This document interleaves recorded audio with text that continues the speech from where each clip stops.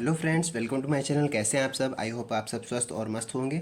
तो फ्रेंड्स, आज की हमारी इस वीडियो में आप सभी का स्वागत है। आज की फ्रेंड जो वीडियो होने वाली है वो आपकी केमिस्ट्री के चैप्टर 1 विलयन की होने वाली है। ठीक है, विलयन चैप्टर में क्या क्या इंपॉर्टेंट, जैसे मोलरता, मोललता और मोल प्रवाह, जैसा कि आपने अभी थंबनेल में देख लिया होगा कि आज हम लोग किस टॉपिक पर बात करेंगे। तो सबसे पहले हम लोग बात कर लेते हैं मोलरता पे। ठीक है, मोलरता और मोललता क्या होती है? दोनों ही कॉमन चीज़ होती हैं सुनने में, लेकिन डिफरेंस क्या है दोनों में, और उस पर हम लोग बात करेंगे। ठीक है, सबसे पहले अगर हम लोग बात कर लें मोलरता की। ठीक है, मोलरता क्या होता है? विलियन चैप्टर में बहुत ही इंपॉर्टेंट टॉपिक होते हैं आपके, मोलरता, मोललता और मोल प्रवाह। ये 3 टॉपिक होते हैं। तीनों का डिफरेंस हम तीनों का डिफरेंस आज हम अच्छी तरीके से समझेंगे इस वीडियो के थ्रू। ठीक है, तो सबसे पहले अगर हम लोग बात कर लेते हैं मोलरता की। ठीक है, मोलरता का मतलब क्या होता है? किसी विलयन के 1 लीटर में घुले हुए विलय के मोलों की संख्या को विलयन की मोलरता कहते हैं। ये मेरे हैंड रिटन नोट्स हैं। अगर आप चैनल पर नए आए हुए हैं तो चैनल को एक बार सब्सक्राइब कर लीजिएगा, ताकि आपको इस तरह की और वीडियो मिलती रहें। इसी तरह की सारी नोट्स आपको टॉपिक वाइज मिलते रहेंगे। ठीक है, तो क्या कह रहा है कि मोलरता में किसी विलयन का 1 लीटर, कोई हमारा विलयन है, ठीक है, उसमें 1 लीटर में घुले हुए मोलों की संख्या, कोई हमारा विलयन है, मान लेते हैं, सपोज करिए ये हमने विलयन लिया हुआ है। ठीक है, ये हमारा जो है एक बीकर में विलयन लिया हुआ है। ठीक है, ये हमारा एक विलियन है। ठीक है, उस विलियन में हमने क्या लिया? 1 लीटर घुले हुए विलय के मोलों की संख्या। 1 लीटर मतलब विलयन में हमारे मोल घुले हुए हैं। ठीक है, जो जितने भी हमारे मोल घुले हुए हैं उसके मोलों की संख्या को, जैसे कि डिफिनेशन क्या करें, किसी विलयन के 1 लीटर में, कोई हमारा 1 लीटर का विलयन है, उसमें विलय के मोलों की संख्या, हमारा जो विलय जिसमें हमने मिलाया, मान लेते हैं ये वाटर है। ठीक है, यहाँ पर क्या है? ये पानी है जिसको वाटर बोलेंगे, और हमने क्या ऐड कर रहे हैं? शुगर ऐड कर रहे हैं। ठीक है, शुगर को ऐड कर रहे हैं। तो जितने हमारे शुगर के मॉलिक्यूल होंगे, शुगर के जितने मोल होंगे, उनकी संख्या को ही विलयन की मोलरता कहते हैं। क्लियर? यहाँ उसके बाद कह रहा है इसे हम लोग एम से प्रदर्शित करते हैं। इसे हम लोग एम से प्रदर्शित करते हैं या एम से प्रदर्शित किया जाता है। ठीक है, आपने आगे देखा होगा कि मोलरता और मोललता, मोल प्रवाह, इन सब के केमिस्ट्री में क्वेश्चन भी आते हैं। तो कैसे क्वेश्चन को सॉल्व करेंगे, उसके लिए कुछ फॉर्मूला है। जैसे मोलरता के लिए फॉर्मूला क्या होगा? मोलरता बराबर विलय के मोलों की संख्या, जो हमारे विलय के मोलों की संख्या है। ठीक है, जैसा कि हमने बताया शुगर में। ठीक, और विलयन का आयतन ml में। विलयन का जितना भी आपने विलयन ले रखा होगा, सॉल्यूशन जितना भी आपने लिया होगा, 1 लीटर 2 लीटर जितना भी होगा। ठीक है, ये तो एक स्टैंडर्ड यूनिट है 1 लीटर विलय में। आपके पास जितना भी हो सकता है वो ml में लिखना है आपको। ठीक, और गुणे मल्टीप्लाई 100 से आपको मल्टीप्लाई कर देना है।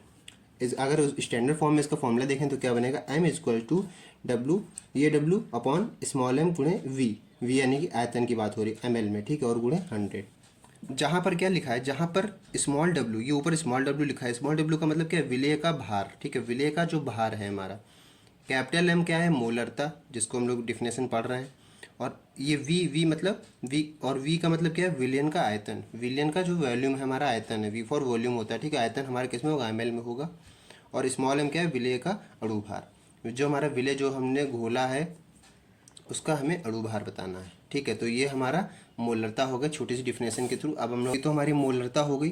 ठीक है, आई होप आपको अच्छी तरीके से समझ आ गया होगा। अब हम लोग बढ़ते हैं मोललता की तरफ। मोललता क्या होता है, इसको हम लोग ध्यान से देखते हैं थोड़ा। तो मोललता को समझने के लिए आपको एक चीज़ ध्यान रखना होगा कि मोलरता और मोललता में एक छोटा सा डिफरेंस होता है कि मोललता को हम लोग जो है मल्टीप्लाई 100 रहता है फॉर्मूले में, और मोललता में क्या रहेगा? मल्टीप्लाई 1000 में रहेगा। क्यों रहेगा 1000 में? अभी हम लोग डिस्कस करते हैं इसको। सबसे पहले आप डिफिनेशन देख लेते हैं थोड़ा सा। 1 किलोग्राम विलायक में घुले विलय के मोलों की संख्या को विलयन की मोललता कहते हैं।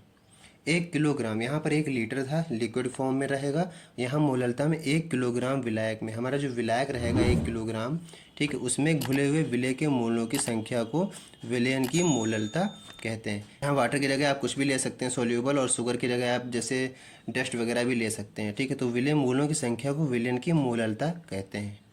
ये तो इसे स्मॉल m से प्रदर्शित करते हैं। ध्यान रखिएगा, मोलरता और मोललता में सबसे बड़ा डिफरेंस क्या है? मोलरता जो होती है वो कैपिटल M से डिनोट की जाती है, और मोललता जो होती है वो स्मॉल m से डिनोट की जाती है। ठीक है, तो ये हमारी मोलरता हो गई और ये हमारी मोललता हो गई। इतना सा कॉमन डिफरेंस है दोनों में। मोललता का फॉर्मूला आप देखें तो क्या होगा? विलय के मोलों की संख्या बटे विलय का, ठीक है, बटे विलायक का भार किस में लिया जाएगा? ग्राम में लिया जाएगा। ध्यान रखिएगा, मल्टीप्लाई 1000। तो ये हमारी हो गई मोललता बराबर विलय के मोलों की संख्या बटे विलायक का भार गुणे 1000। तो ये हो गई मोललता का फॉर्मूला। स्टैंडर्ड यूनिट में फॉर्मूला देख लें तो क्या होगा? Small w equal to W upon small m गुणे कैपिटल W ग्राम में गुणे 1000। ठीक है, जहाँ पर क्या है? स्मॉल w क्या है?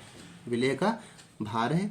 स्मॉल m क्या है? विलय का अणु भार है। कैपिटल W क्या है? विलायक का भार है। और ये वाला स्मॉल m तो जानते ही क्या होगा? मोललता होगी। ठीक है, तो ये हो गई हमारी मोललता, और ये थी पीछे मोलरता। तो आई होप आपको दोनों में डिफरेंस अच्छी तरीके से समझ में आ गया होगा। ये बहुत ही इंपॉर्टेंट टॉपिक है आपके चैप्टर 1 विलियन में, ठीक है। अब आगे हम लोग बढ़ते हैं मोल प्रभाज की तरफ, ठीक है। मोल प्रभाज क्या होता है इसको भी हम लोग थोड़ा ध्यान से समझेंगे। आगे है दोस्तों मोल अंश या मोल प्रभाज। ध्यान रखिएगा, मोल प्रभाज को हम लोग मोल अंश कहते हैं या मोल अंश को हम लोग मोल प्रभाज के नाम से जानते हैं। मोल अंश कहिए या मोल प्रभाज कहिए, बात एक ही है, ठीक है। तो यहाँ पर क्या हम लोग कह सकते हैं, मोल प्रभाज कहिए या मोल अंश, ठीक है। तो यहाँ तो इसकी डिफिनेशन क्या है, बहुत ही सिंपल सी डिफिनेशन है। किसी विलयन में उपस्थित विलेय या विलायक में से किसी एक घटक के मूलों की संख्या तथा विलयन के कुल मूलों की संख्या के अनुपात को मोल प्रभाज कहते हैं। कहने का मतलब क्या है कि जो हमारा कोई विलयन है, ठीक है, किसी विलयन में उपस्थित हमारा कोई विलयन है, उसमें कुछ ना कुछ हमारा उपस्थित रहेगा। क्या रहेगा, विलेय होगा या तो विलायक होगा, यानी कि जो घोला रहता है उसमें तो हमारा कुछ ना कुछ तो उपस्थित रहेगा। उसमें से किसी एक के घटक के मूल, किसी एक का घटक हम लोग ले लेते हैं, अगर विलेय का घटक ले रहे हैं या फिर विलायक का घटक ले लेते हैं, ठीक है।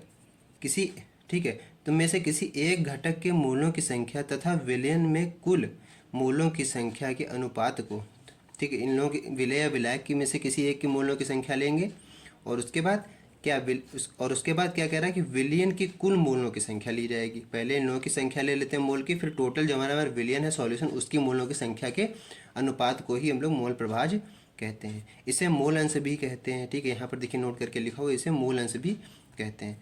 विलेय का मूल प्रभाज का फॉर्मूला क्या बता सकते हैं कि विलेय के मूलों की संख्या, जो हमारे विलेय अगर हम लोग विलेय या विलायक जो भी लेंगे उसके मूलों की संख्या, जैसा कि लिखा हुआ है ऊपर थ्योरी में, बटे विलियन के मूलों की संख्या, जो टोटल हमारे विलियन का सॉल्यूशन लिया जाएगा उनके अनुपात की संख्या, ठीक है। जो हमारा पूरा विलियन होगा कंप्लीट, तो टोटल जो हमारा ओवरऑल विलियन होगा उसके मूलों की संख्या, ठीक है। क्या करेंगे, बटे में दोनों को हम लोग क्या करेंगे, रेशियो के फॉर्म में लिखेंगे, अनुपात के फॉर्म में लिखेंगे, वही हमारा विलियन का मूल प्रभाज निकल के आएगा। यहाँ पर आप इस तरह से समझ सकते हैं, विलेय के मूलों की संख्या प्लस विलायक के मूलों की संख्या बराबर 1 से डिनोट किया जाता है। कहने का मतलब क्या, विलेय के मूल की संख्या होगी, ठीक है, प्लस विलायक के मूलों की संख्या होगी, वो बराबर 1, यानी कि आप विलेय के मूलों की संख्या लीजिए या विलायक के मूलों की संख्या लीजिए, दोनों को ऐड करिए, दोनों का क्या होगा, सम 1 रहेगा।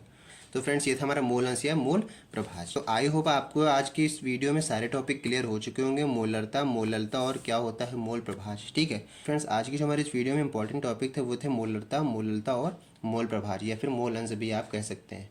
तो आई होप आपको अच्छी तरीके से समझ में आ गया होगा। अगर चैनल पर नए हैं तो एक बार चैनल को सब्सक्राइब कर लीजिएगा ताकि इस तरह की आपको आने वाली नई वीडियो सबसे पहले मिल सके।